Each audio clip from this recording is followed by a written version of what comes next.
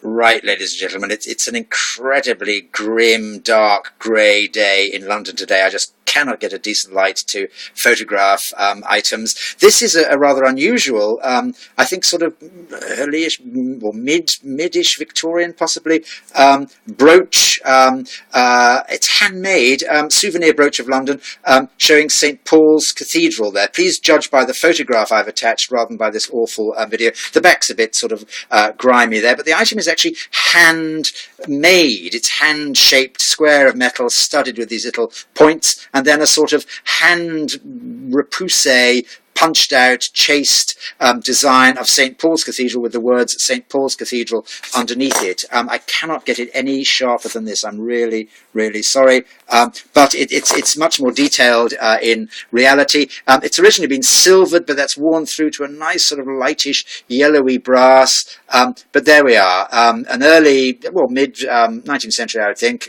souvenir item of London in a rather unusual bold form, St. Paul's Cathedral, on this rectangular silvered brass handmade sort of plaque, as it were. There we are. Thanks so much indeed. The pin, oh, by the way, is okay. It's tight. It's a bit wonky when it's a bit loose when it's undone. Again, I can't undo that one-handed. It's a bit sort of wobbly on its hinge when it's undone, but when it's done, it's quite sort of tight there. But there we are. A nice, it needs a bit of a clean still, but a nice 19th century brooch, souvenir of London with St. Paul's Cathedral in much more detail than this. Thanks so much indeed. Bye.